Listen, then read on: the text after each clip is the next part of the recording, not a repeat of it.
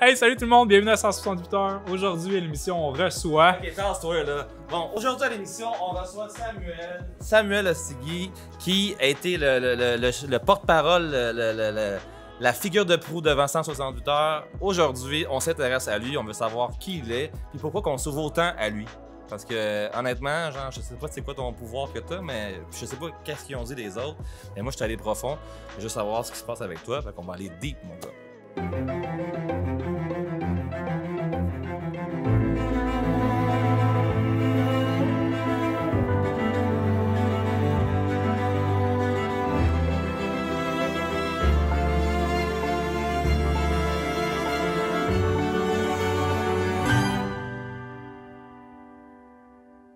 Il y a quelque chose qui m'a marqué quand tu m'as écrit un email. C'est écrit architecte de l'aventure.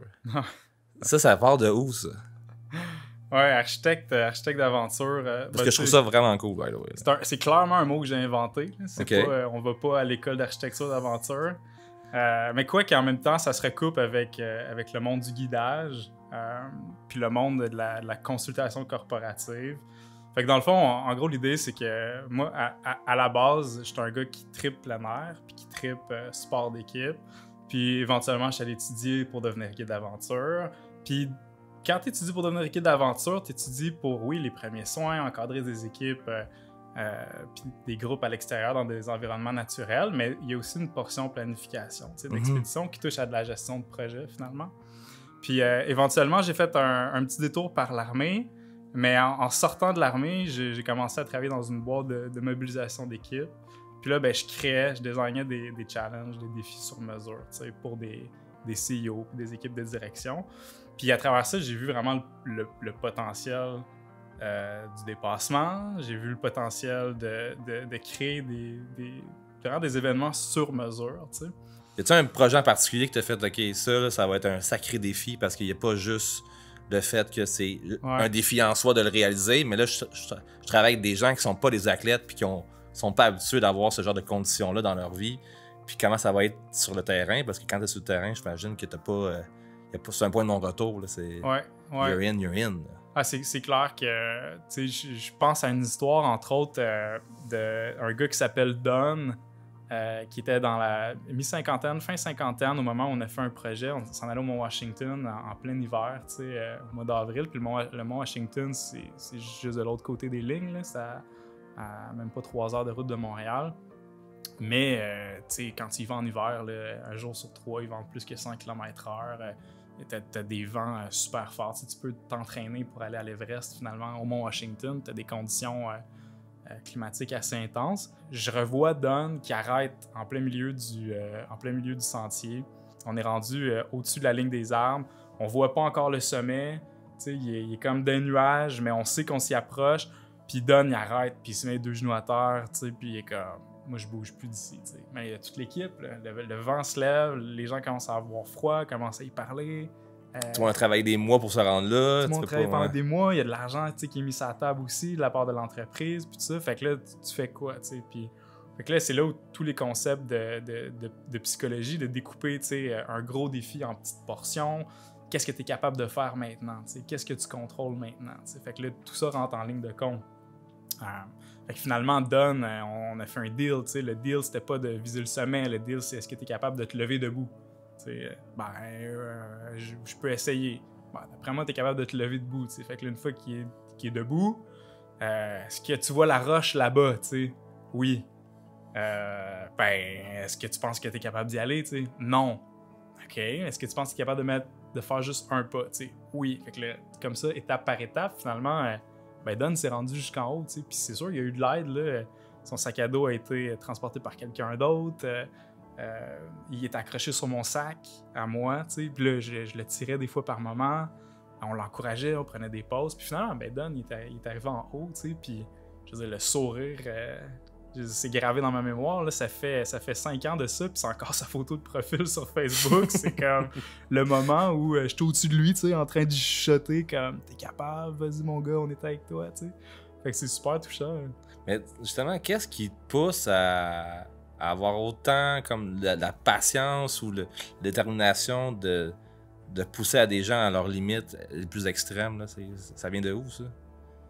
Ouais, c'est une bonne question. Je pense que un des éléments qui me fascine et qui me nourrit énormément, c'est ce qu'on est capable d'accomplir comme communauté. Tu sais. Mm-hmm. On a tellement d'occasions de focusser sur ce qui nous divise, là, que ce soit d'une communauté à l'autre, d'une société à l'autre, d'un individu à l'autre. Il y a plein d'affaires qui nous différencient, c'est sûr, mais à la base, on a tous, en tant qu'être humain, là, on a tous des besoins de base qui sont relativement simples. C'est là que je trouve ça beau, ton parcours par rapport à l'entreprise. Mais pour te rendre là, d'avoir ce genre d'aptitude-là, toi, c'est levé un matin, puis tu te dis, OK, moi, je pense que je suis capable de pousser le monde à l'extrême, ou t'as vécu des affaires extrêmes aussi pour te... Tu sais, j'ai checké ton parcours, puis l'Antarctique, c'est quand même une expédition assez extrême. C'est une place où l'homme n'a jamais été. Ouais. C'était quoi tu t'es expliqué un peu pour que les gens comprennent? Ouais. En fait, on est parti en 2014, en février 2014, après 3 ans de préparation. On est parti en Antarctique à bord d'un bateau à voile. Fait que, finalement, l'Antarctique, c'est le pôle sud, l'Arctique pôle nord. Fait qu'on est parti d'Ushuaia, fait que le village, pratiquement le village le plus au sud de l'Amérique, la pointe, en bateau à voile. Puis l'idée, c'était de traverser le passage Drake, puis d'arriver sur le continent antarctique. Puis le continent, il est fait, t'es assez rond, là, ovale, puis il y a comme une petite péninsule, une corne qui sort de l'ovale. Puis l'idée, c'est de se rendre sur cette péninsule-là, puis en ski alpinisme, de se rendre sur un plateau qui est à 2000 mètres d'altitude. Fait que c'était quand même assez excitant. Ouais. Ça s'est bien passé? Cool. ouais, pour vrai, ça s'est bien passé. T'as pas l'air sûr. Non, ça s'est super bien passé. Mais on a eu des petits contretemps, des petits pépins, c'est clair. Mais tu sais. Attends une minute, là. Toi, des petits pépins pour toi, c'est quoi? Hein? Parce que moi, c'est pas la même chose, je pense, le niveau de pépins. Là. Ouais, mais tu sais, je te donne un exemple. On arrive après presque une semaine, en tout cas 4-5 jours de traversée à voile. T'arrives en Antarctique, c'est extraordinaire. L'Antarctique, c'est 3 couleurs. Là. C'est blanc, puis des montagnes. Fait que tu penses à des montagnes super acérées, un peu comme dans l'Ouest là, canadien, fait, qui sortent de la glace. C'est 2000 mètres d'épais de glace avec des montagnes qui sortent acérées. C'est magnifique avec le ciel qui est bleu, la mer qui est bleue, les baleines, les phoques, les pingouins par millions. C'est assez enchanteur. Là. Puis là, tu te dis, ouais, j'étais un aventurier, j'étais un vrai, là, c'est comme, ça y est. Puis on débarque du bateau, on trouve une espèce de rampe de lancement avec l'itinéraire qu'on avait fait, avec des photos Google Maps, Google Earth, il n'y a pas de carte dans le fond là, de cet endroit-là. Puis on savait qu'on en avait pour au moins 5-6 jours entre le moment où on commençait à skier puis le moment où on allait arriver sur le plateau, le Forbidden Plateau, ça s'appelait de même. Le plateau interdit. Puis là, ça, c'était à 2000 mètres d'altitude. Fait qu'on commence à marcher, puis tout ça. Mais entre les deux, il y avait un endroit qui s'appelle le Catwalk. Fait qu'il y avait la réputation qu'une expédition dans les années 1900, je sais pas, 40, 50, avait tenté de se rendre sur le plateau par là. Puis il y a plein de gens qui étaient tombés, des chiens, parce qu'ils étaient propulsés par un traîneau à chien, qui étaient tombés du Catwalk, qui serait comme une espèce d'arête bien affinée. T'sais. Fait qu'il y a déjà une aura. Fait qu'il y avait quand même une espèce de. C'est spooky un peu. Là. Ouais, tu sais, de danger ou de risque potentiel. Puis finalement, ben, on fait les 3 premiers jours de marche, ça se passe relativement bien. Assez rapidement, on réalise comme la charge qu'on tire, les bobos commencent à sortir, on commence à traverser nos premières crevasses parce que là, t'as des crevasses qui sont immenses en fait. Là, puis t'es sur un glacier, c'est de la. Finalement, c'est de l'eau. C'est de l'eau qui est en mouvement, mais c'est de l'eau qui est figée, mais quand même en mouvement. Puis à cause de la gravité, c'est tout le temps en train de bouger. Puis les crevasses, ils se déplacent, ils se déforment, ils s'agrandissent, ils se rapetissent. Fait que tu le vois pas à l'œil, mais qu'à tout moment, il peut arriver quelque chose aussi. Là, ça peut... Il peut tout le temps arriver quelque chose. Puis on l'entend aussi. On entend le glacier qui bouge. Les journées qui sont ensoleillées, on entend les séracs qui sont comme des des corniches finalement de neige puis de glace qui dépassent des montagnes, ça tombe, tu sais, puis ça déclenche des avalanches. Fait qu'on est quand même super engagé. Puis on le sait rapidement dans l'expé. Mais on continue, puis on est entraîné, puis on est confiant, puis on a du bon équipement, puis on a confiance les uns envers les autres. Mais tu vois, jour 4, moi je suis tombé dans une crevasse. Bon, jusque-là, on s'imaginait que ça allait arriver. Pendant plus de 30 jours sur ce terrain-là, on s'imaginait que c'était ça pouvait arriver, là. Ouais. Il y avait un grand risque. Là. Il y avait un grand risque. Ça t'a cassé la glace, un peu. Fait que, ben ouais, c'est ça. Exact. Fait que, littéralement. Littéralement, parce que, on est arrivé à une crevasse qu'on avait passée la veille. On est en repérage pour trouver le fameux catwalk. Des nuages, pas une bonne visibilité. Le premier de cordée, Alex, il dit « Ok, j'arrive à une crevasse, gardez la corde tendue. Ce qu'il faut savoir, c'est qu'on est en cordée. Il y a 17 mètres entre chaque personne. La corde est bien tendue. L'objectif, c'est que s'il y en a un qui tombe, ben les autres vont pouvoir retenir sa chute. Et après ça, ben la personne va pouvoir se remonter par elle-même ou se faire aider. T'sais. Fait qu'Alexandre, il arrive à la crevasse, la signifie, il traverse. Moi, j'arrive à la crevasse, je le nomme aussi à la personne qui est derrière. Puis j'arrive pour traverser. C'est une crevasse qui est large de, je sais pas, là, de 5 mètres, 4-5 mètres. Puis finalement, arrivé en plein milieu, le pont de neige, finalement, tu sais. C'est fond. C'est fond. Fait que là, moi, je tombe en plein milieu. Tombe, ça-tu creux? C'était haut, là. C'était comme, je sais pas, une quinzaine de mètres, là. Quand même, 12, OK. Ouais, 12-15 OK. mètres. Moi, je tombe de, je sais pas, là, tu sais, 4-5 mètres, là, tu sais. Fait que là, je suis là, je regarde autour. Bon, c'est bleu, c'est tranquille. C'est sûr, je suis super stressé au départ. Tu sais, comment je fais pour remonter. Mais l'entraînement a kické in, tu sais, on s'était entraîné assez fort pour ça, puis ça fait partie de la réalité en montagne. Fait que j'ai comme pris un moment d'arrêt pour me dire « Hey man, t'sais, là, ici, là, ça a été ça, c'est comme ça que j'ai passé du stress plus au sentiment de contrôle. Hey man, là où t'es en ce moment, là, c'est vraiment vrai que il y a peut-être jamais personne qui est venu ici. C'était calme, c'était beau, le bleu, tu sais. Mais t'étais pas blessé, rien, t'avais J'étais pas juste blessé, okay. Tu sais. J'ai perdu un petit peu d'équipement, mais bref, je suis remonté de là, puis ça s'est bien passé. Mais c'est le lendemain que ça s'est corsé, tu sais. Le lendemain, là, on a eu toute une péripétie d'équipe. Là, tu peux pas nous dire ça, pas nous dire c'est quoi, là. Ah, le lendemain, tu sais, comme moi j'avais perdu l'équipement dans le fond de cette crevasse-là, on se disait qu'on se fait un genre d'équipe de sauvetage, qu'on part à 3, on s'en va en haut de cette petite montagne-là, on descend François dans le fond de la crevasse, il va chercher l'équipement, il remonte, puis à un moment donné, ben, c'est le temps de retourner au campement. Fait qu'on a divisé l'équipe en deux. On était 6 au total. 2 cordées de 3 personnes. Il y a une cordée de 3 qui est restée au campement en bas. Nous autres, on est montés en haut de la montagne. On fait notre petite affaire. Puis après ça, il faut qu'on redescende à ski au campement. Mais il est arrivé un pépin avec notre système de navigation, les drapeaux qu'on avait plantés pour se repérer et le GPS. Les 2 systèmes de backup ont comme fait défaut. Le temps de quelques secondes. Fait que ça nous a mis dans une espèce de situation où quand on est reparti du sommet, moi j'étais en 3e, et il y avait François puis Marina. François en premier, Marina en 2e, moi j'étais le dernier. François il se met à skier, il fait un carve dans la neige, un 2e, puis à un moment donné il disparaît, tu sais. Fait que, puis je veux dire, clairement je sais ce qui vient de se passer, là, il disparaît dans la neige. Puis là, je vois la corde qui se tend entre François et Marina. Marina qui se ramasse à terre, qui se fait emporter. La corde qui se tend entre elle et moi. Moi qui se fait emporter aussi. Puis en fait, ce qui a été vraiment particulier, c'est que ça a été super dur d'arrêter la chute. T'sais. On est à ski avec la vélocité de la gravité en pente descendante.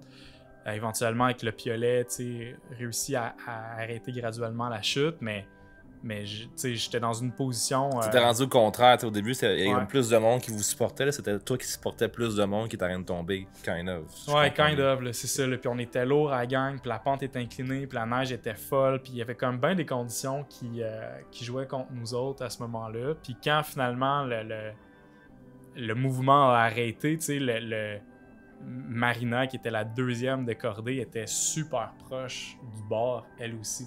Puis c'était comme clair que s'il y avait un faux mouvement, puis qu'on perdait le contrôle, puis qu'on reculait encore de quelques mètres, elle passait probablement par-dessus bord, puis là, j'aurais été incapable de tenir le poids de 2 personnes, tu sais, tout seul. Fait que ça a été compliqué, tu sais, sortir de là, parce que chaque mouvement que je faisais, j'avais l'impression que ça allait nous faire décrocher. Fait qu'il fallait pas que je bouge, mais en même temps, la façon que j'étais placé, j'arrivais pas à respirer. Puis tu fasses de quoi m'amener aussi. C'est ça. Tu peux pas rester de même à vitam aeternam. Fait qu'il fallait prendre le risque d'être en mouvement puis tenter une manœuvre, tu sais. Fait que j'avais entendu dire que il paraissait, puis je confirme, c'est possible, d'enlever ses skis, tu sais, mais juste par la force de rotation. Quelqu'un qui m'avait raconté ça une fois, puis c'était comme resté dans ma tête, dans un coin de mon inconscient. Fait que je me suis dit, ben, c'est là ou jamais, là. Fait que j'ai réussi à enlever un ski, un deuxième, avoir une meilleure position, plus frontale, moins de côté, avec mon piolet. Puis après ça, trouver l'outil qu'il me fallait pour créer un système d'ancrage dans la neige. Mais tu sais, juste ça a été long, complexe et souffrant. Je peux comprendre maintenant quand il y a une personne qui monte le Mont Washington puis il y a de la misère, tu es capable de dire I've been through this. J'ai vécu des moments difficiles aussi. Mais c'est pour ça que je me posais la question, parce que tu sais, quand tu en fais une business puis que t'es en charge de tout ça, t'es en charge aussi des humains qui ont des émotions, qui ont leur manière de penser, qui ont un vécu qui est complètement différent du tien. C'est pas toujours évident de dealer avec chaque personnalité dans un moment extrême. Mais en même temps, je pense que c'est ça qui fait un peu la beauté ou la force de quand tu dis de faire des choses en groupe. Moi, je pense que ça devient beaucoup de ton côté militaire. Parce que je sais pas, quand tu as commencé l'armée, c'était-tu par besoin d'avoir à faire un truc de groupe, ou c'était quoi le deal avec l'armée? Ouais, clairement, j'avais besoin de... Ouais, clairement. Tu sais, cette sensation-là d'être avec des gens qui sont de plein d'allégeances politiques différentes, de plein de classes économiques différentes, de plein de... Tu sais, qui ont des religions différentes, il y en a qui sont athées, tu sais, t'as finalement une représentation de la société dans l'armée, mais de réussir de façon super organique à mettre tout ça de côté puis à être focusé sur un objectif commun, où finalement la mission prend beaucoup plus d'importance que mon besoin personnel, tu sais.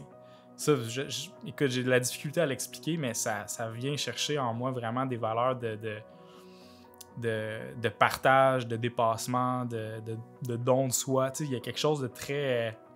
je sais pas, le Braveheart, tu sais, pour moi, qui est comme... Freedom! Ouais, clairement, là, en bleu, amène-moi de la peinture, puis c'est ça, tu sais, ça vient vraiment chatouiller des cordes fait que ça vient de là, dans le fond, ton trip, je pense, de faire ça pour des corporations, puis Ouais.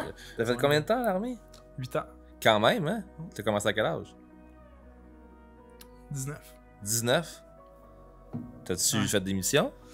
Ouais, j'étais allé en Afghanistan en 2009. Est-ce que c'est dur d'expliquer, mettons, à des gens comme, mettons, les civils, quand t'arrives dans ce monde-là, tu reviens, t'as décidé de quitter l'armée, puis cette expérience-là, ça se passe comment, la transition? Regarde, c'est sûr que c'est une expérience super forte. Puis moi, j'ai déployé une fois 9 mois d'attitude. Il y en a qui partent en mission toute leur carrière, puis qui ont fait 2, 3, 4, 5 déploiements. Puis... Fait que j'ai une vision qui est quand même limitée à un déploiement dans un contexte en Afghanistan. Fait que ça représente pas tous les vétérans, les anciens combattants, mais c'est sûr que c'est une expérience pour moi qui est forte, dans le sens où à partir du moment de prendre la décision d'être déployé, parce que moi, je me suis pas fait dire « tu déploies », comme j'étais réserviste, c'était volontaire. Fait que je décide de déployer. Puis tu sais, je veux dire, chacune des étapes, je viens pas d'une famille qui, tu sais, d'une longue... lignée de militaires. Pas en tout, là, c'est beaucoup plus l'inverse. Moi, j'ai essayé des cadets, ça m'a pris 2 semaines, j'ai dit ciao, bye. C'est ça. C'est ça. Puis, tu sais, mon groupe d'amis, je veux dire, tout le monde est bien peace and love, là, tu sais. Fait que ça sortait de l'ordinaire. Fait que déjà, de prendre la décision de partir, pour moi, il y avait un statement, tu sais. Il y avait vraiment une... Il fallait que je partage mes convictions, pourquoi je le faisais, puis ce qui était présent. Puis... Fait que ça, déjà, dans un processus personnel, ça met au défi, là, tu sais, de vraiment s'assumer, tu sais. Puis finalement, d'arriver là-bas, tu sais, tout le processus d'entraînement qui a pris à peu près 1 an ou un peu plus, est aussi challengeant. Là-dedans, ma blonde à l'époque, elle m'a quitté, tu sais, t'es loin de la famille, t'es excentré, tu vis des affaires qui sont fortes. Puis d'arriver sur place, tu sais, j'arrive avec la veste pare-balles, tout l'équipement, le casque, c'est plus l'entraînement, là. C'est plus l'entraînement. C'est la vraie affaire, ouais. Puis d'arriver à Kandahar, tu sais, sur une base qui est immense, là. Le choc, c'est un choc culturel particulier parce que tu fais pas juste arriver dans un autre pays puis découvrir la culture sur place, là. C'est... Tu sais, je veux dire, toi aussi, tu le vis, puis tu le subis, ouais. Entouré de fils barbelés, tu sais, avec des alarmes qui partent à tout bout de champ quand il y a des roquettes qui sont tirées, avec les hélicos, les jets. Tu sais, ça, c'est juste sur la base principale, là, tu sais, avec la chaleur, évidemment, tu sais, tout ça, mais en même temps, le contraste entre le confort relatif qu'on peut avoir sur la base, puis l'environnement dans lequel les Afghans vivent sur place, tu sais, fait que, je veux dire, dans beaucoup de bâtiments, il y a l'air climatisé, il y a l'eau courante, évidemment, je veux dire, on amène des Canadiens sur place, puis... Il y a du sirop d'érable, tu sais. Ben, il y a un Tim Hortons, il y a un Burger King, pour vrai, il y a un pizza, tu le sais, tu sais. Fait que c'est... D'un côté, pour moi, il y avait une espèce de reconnaissance de tout ce confort-là, puis ce luxe-là. En même temps, il y avait même des parties de moi qui étaient en confrontation, tu sais, de dire, hey, on dépense quand même beaucoup d'argent pour ce confort-là, puis de l'autre côté des barbelés, ben, il y a des gens qui en ont pas. Qui crèvent de faim ou qui ont la misère. Ouais. Jusqu'où on est prêt à aller pour vraiment supporter les valeurs qu'on dit défendre, tu sais. Je pense que c'est même défi aussi. Un médecin sans frontières, c'est un peu la même chose. Ça, j'imagine que c'est des défis. J'imagine vraiment, tu sais. Puis ouais, mais il faut faire attention à ça pour pouvoir redonner aux autres. Puis là, c'est tout ça qui rentre en conflit, tu sais.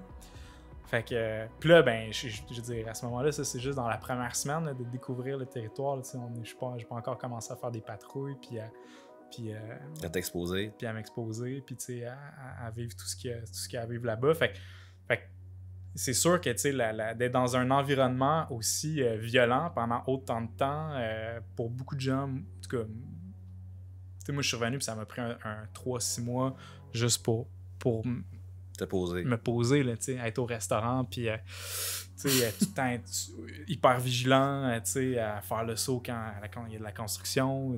Encore aujourd'hui, ça fait 12 ans, puis des fois, je veux dire, les feux d'artifice à Montréal, ça me prend bien moins longtemps qu'avant, mais je sais qu'il y a une analyse, ok, c'est un feu d'artifice, c'est chill, c'est pas une menace directe, immédiate, là, fait que c'est des affaires qui marquent, là.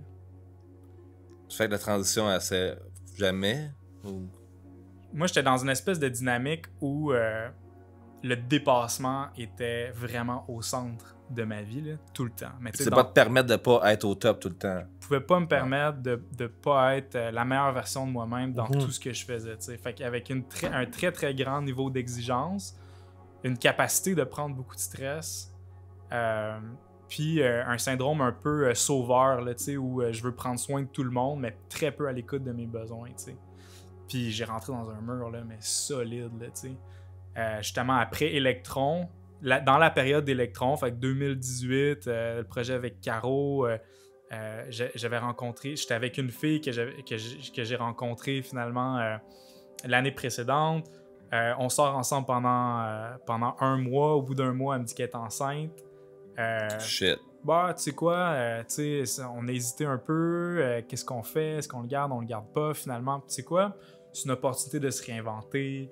La vie nous envoie des citrons, on va faire de la limonade. Là, toutes les croyances pop, on va être résilient, on est capable d'en prendre. Fait que let's go, on le fait. J'ai pris ma carte de tarot, puis elle me dit que c'est une bonne idée. Ouais, c'est ça. Tous les signes sont là. Allons-y. Let's go, on plonge. Fait que, mais tu sais, dans la même période, avec mes partenaires à l'époque, Il y a des affaires qui se passaient qui n'étaient pas alignées avec mes valeurs. Moi, j'ai eu le sentiment vraiment d'être trompé, d'être... fait qu'éventuellement, j'ai dû prendre la décision de splitter, mais c'est tough, quand t'es avec tes mentors, puis comme, t'as l'impression d'être... Tu t'es fait avoir par tes mentors, c'est comme... La pilule est difficile à avaler. D'un point de vue relationnel aussi. Fait que là, je me retrouve, avec un jeune bébé, les nuits sont courtes... avec une femme que j'adore, mais que je connais pas, qu'on apprend à se découvrir, puis à quel point on est compatible dans ce genre de situation-là, on apprend à le découvrir au fur et à mesure. Fait que, il y avait comme ben des affaires, puis ça, c'est pré-pandémie, Fait que j'étais déjà comme dans un espèce de niveau d'épuisement total. Je vois rien, mais j'imagine à quel point... non, mais c'est comme... C'était épique, là. Puis, mais je veux dire, je suis le premier responsable dans le sens où j'étais toujours dans cette dynamique-là de je suis capable d'en prendre. Faut que je sois fort, faut que je montre l'exemple, j'ai envie de devenir la meilleure version de moi-même, mais jamais à l'écoute, puis je peux aller demander de l'aide, j'étais loin de ça, le monde me demande puis comment ça va, il faut que je sois souriant, faut que je vois le positif, fait que je me mettais énormément de pression pour faire face à tout ça. Mais finalement, quand la pandémie est arrivée, c'est un concours de circonstances, encore une fois, là, je veux dire... la fameuse relation avec la mère de ma fille, c'était dégradé, c'était rendu vraiment toxique, c'était plus sain, on était rendu la pire version, là, l'un pour l'autre, mais soi-même, là, on était comme, ça marchait plus. Finalement, c'est elle qui a tiré la plug, puis elle a bien fait aujourd'hui, je l'en remercie, là, tu sais. Mais parce finalement, que toi, j'imagine que ton aptitude à tirer la plug est impossible, là, selon ton... Ben, tu peux pas... Toi, ça existe pas, tirer la plug, là. Ben, là, je commence à construire la plug, là, mais c'est comme s'il n'y en avait pas de plug. Je comprends. Non, mais t'as pas le choix dans la job que tu fais ou comment tu perçois les aventures que tu vas créer pour les clients. Ça existe pas de tirer la plug là, quand t'es rendu là. Fait que c'est sûr que... Ouais. Non, mais c'est ça. Ben, c'est, dans quelque sorte, c'est une force, mais c'est cette force-là qui m'a mené dans le mur. C'est super intéressant. Genre, mais... Il faut du recul, man. T'as pas le choix. Maintenant là-dessus. Puis, j'évolue énormément, là, mais on s'est séparés 5 jours avant le confinement. Fait que là, Joe, en 2 semaines, là, je me retrouve à devoir me chercher un nouvel appart. Il n'y en a pas d'appart, là, le confinement vient d'arriver. Tout le monde est en lockdown, chacun chez soi, avec un bébé de 2 ans. Finalement, je retourne chez mes parents dans le sous-sol, bungalow, Rive-Sud. J'ai 34 ans, tous mes contrats sont annulés. Tu sais, là, je suis comme... Ouch! J'ai mal, juste à l'entendre. Ma grand-mère décède, tu sais, je m'inscris à un MBA. Quelle mauvaise décision, s'inscrire à un MBA dans cette période-là. En tout cas, tu sais, j'étais à côté. Ouais. Ça filait pas. Mais je le voyais pas, tu sais. Encore là, je le voyais pas. C'était juste C'était une autre opportunité de... C'était juste une crevasse pour te rendre en montagne. Là, c'est ça, ouais, exact. Ouais. fait que c'est quand, tu sais, c'est ça le gros questionnement, c'est quand tu acceptes que tu es arrivé dans une situation où, tiens, là, je vais avoir besoin d'aide, tu sais. Ouais. Puis, c'est un gros questionnement. C'est quand est-ce que le défi que je suis en train de vivre me permet juste de... Ce qui nous tue pas nous rend plus fort, me permet de me renforcer, puis quand est-ce que là, ça peut être intéressant de tracer une ligne dans le sable puis de dire peut-être que ce qui va me rendre plus fort, c'est pas d'essayer de le dépasser par moi-même, la limite. Peut-être que c'est de prendre un step back. Peut-être que c'est de prendre une pause. Peut-être que c'est de rien faire pendant un moment. C'est peut-être ça mon défi, de rien faire. T'sais. Puis étant quelqu'un qui s'est toujours toujours facile, mais valorisé dans accomplir des choses grandioses. Là, être dans le sous-sol chez mes parents, pas travailler avec un bébé. Tu sais, j'étais comme... c'est quoi qui se passe, là? C'est quoi qui se passe, là? Ah, Chris. Mais, puis mettons, là, tu l'as vécu, on dit que c'est le côté obscur, mettons, de toute cette aventure-là. Là, moi j'arrive aussi... je viens de voir à 168 heures. Ouais. Je parle un peu aussi de tout ce que moi j'ai vécu difficilement. Puis je pense que c'est important... avec ce qui se passe en général, que les gens, tu sais, comme qu'on en parle. Ouais. Mais est-ce que c'est quoi les solutions que tu as trouvées pour comme Là, genre, on repart la machine. Là, Ouais. justement, là, le monde se réouvre. Tu sais, Ouais. oui, je sais qu'il y a comme un peu genre les passeports vaccinal, vaccin, pas vaccin, tout ça. Mais tu sais, je parle de ça, on ira même pas là, mais Ouais, je non. parle, est-ce que, tu sais, comme là, tu vas faire des chefs des chefs dans le bois, tout ça. Fait que dans le fond, c'est quoi t'en as tiré, là, comment ça vient sorti? Ben écoute, en fait, j'avais beau être creux, j'avais pas encore frappé mon mur. Tu sais, Ce qui m'a permis de recréer le mouvement, c'est de vraiment frapper le mur. Puis le mur, j'ai réalisé que j'avais frappé le jour où je suis dans la cuisine. J'ai passé toute la matinée en petite boule sur le plancher de la cuisine. Tous les gens chez nous, mes 2 sœurs qui étaient revenues vivre chez mes parents, puis mes parents sont pas là ce matin-là. Je passe la journée en petite boule à pleurer, man. À pleurer ma vie, à pas comprendre ce qui se passe, à être complètement comme déconstruit. Puis mon père qui revient sur l'heure du dîner, puis qui me dit, tu sais, t'as pas l'air affilé, toi. Puis là, tu sais, je suis dans ma tête, je suis dans mes idées noires, ça fonctionne pas, plus d'estime, j'ai comme plus de projet, plus de rêve, je comprends pas ce qui se passe, je suis pas de même d'habitude, comment ça se fait, blablabla. Puis à un moment donné, il me dit, Samuel, t'sais, il prend une voix vraiment paternelle. J'ai pas souvent vu mon père comme ça, mais là, il prend un ton super solennel, puis il est comme, Samuel, t'as-tu des pensées suicidaires? T'sais? Puis c'est à ce moment-là que ça m'a frappé, man, parce que j'ai réalisé que, ouais, ouais, j'en avais eu, dans les jours précédents. Puis c'est pas comme si j'étais rendu à une étape où j'avais un plan, où je savais comment j'allais le faire, où j'avais tenté de le faire, mais ça m'a amené à prendre conscience que J'ai besoin d'aide, mettons. j'ai vraiment besoin d'aide. Ouais. Parce que dans les jours précédents, j'avais cherché le numéro de Il est où suicide mon Action Samuel, Montréal, là? Il est où mon Samuel là, qui va m'aider à monter la montagne? Là? Un peu. Ouais, exactement. Ouais. Exactement. C'est normal. Puis là, il m'a dit, puis ça, c'est vraiment à faire, tu sais, pour n'importe qui a des doutes, là. Il m'a posé la question directement, t'as-tu des pensées suicidaires? Je suis parti à pleurer. Puis là, il m'a dit, Monsieur Astigui, c'était super, super solennel. Monsieur Astigui, est-ce que tu me promets qu'avant de faire quoi que ce soit d'irréparable, tu vas m'en parler? J'ai dit oui. Puis en fait, ça a été comme suffisant pour moi pour simplement avoir la conviction que j'avais été vu. T'sais. J'ai été vu dans ma détresse. Là. C'était compliqué là, la pandémie. Là. J'ai essayé d'appeler des chums, de voir du monde. C'était pas évident. Puis, mais juste de savoir que lui m'avait vu, puis il était ouvert à en parler, ça a comme désamorcé cette patente. J'étais pas sorti de l'auberge encore, mais ça a désamorcé cette patente-là. Tu pouvais plus non plus t'en faire à croire. Là. C'est comme. Là, Ouais. si un autre le voit, c'est parce que. C'est là, faut que tu prennes action. C'est là, c'est ça. Je peux pas me faire à croire que. Non, ça fait pas.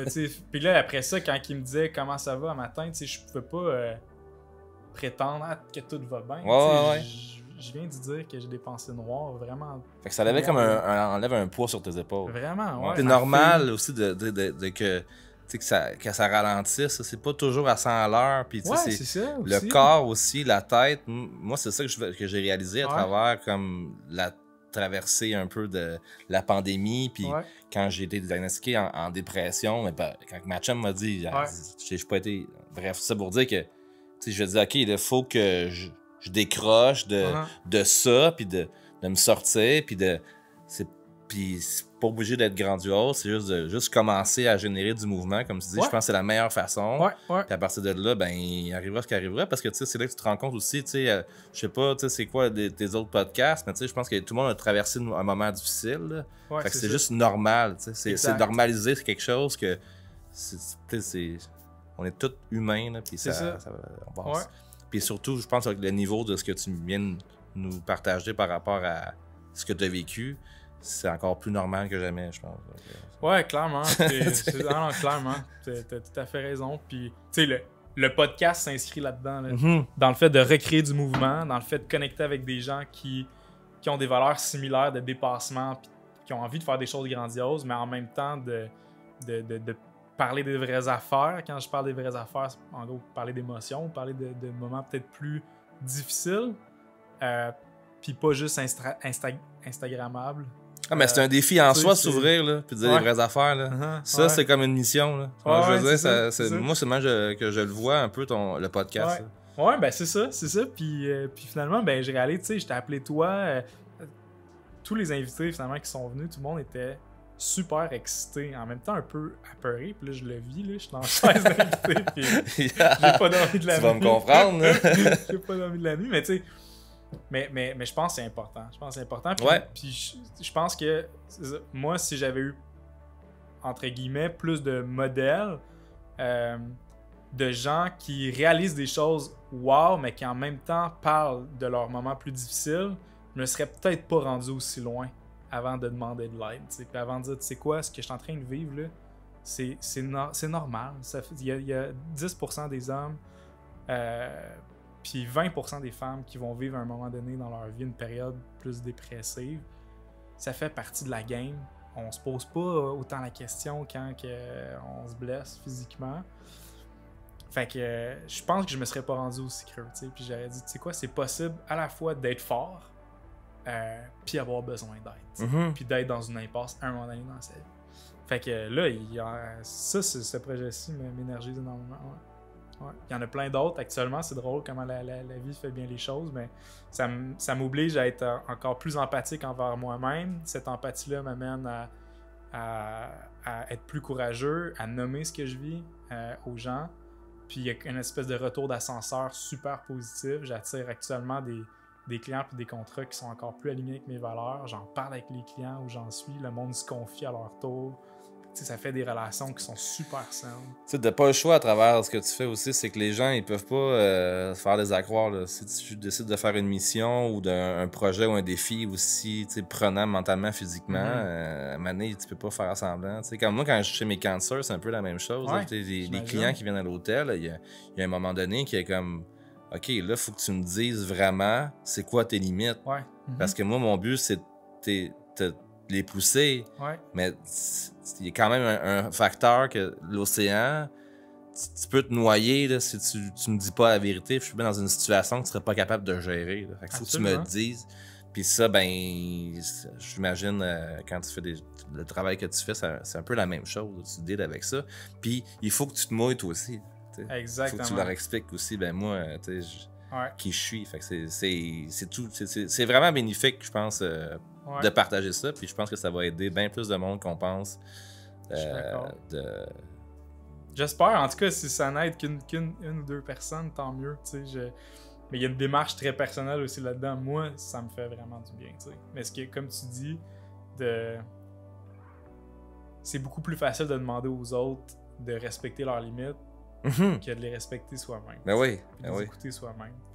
Fait que c'est un peu c'est un paradoxe, finalement.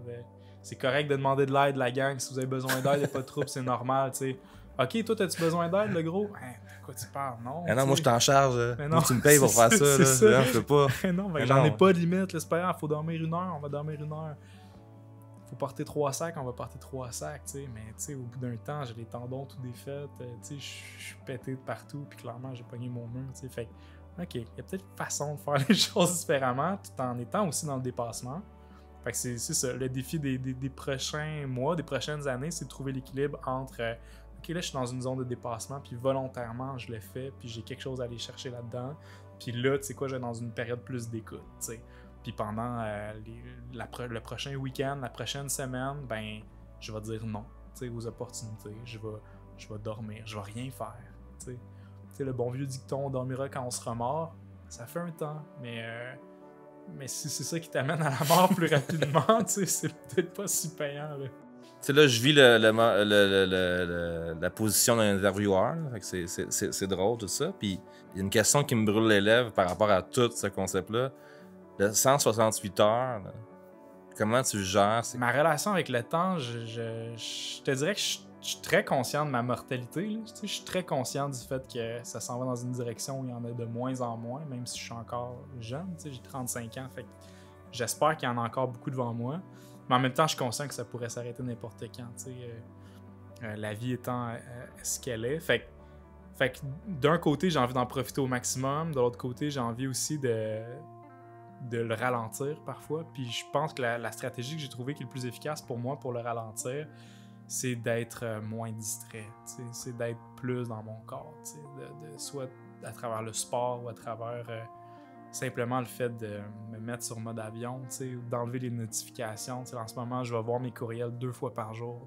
C'est tout, parce que quand je me laisse avaler, disons, par l'ensemble des distractions que la vie moderne nous offre là, en ville, j'ai l'impression de me faire avaler puis de pas voir le temps passer. Ça, c'est quelque chose qui m'effraie. Ma fille est rendue à 3 ans et demi. C'est jeune, mais déjà, je vois comment elle grandit vite. T'sais.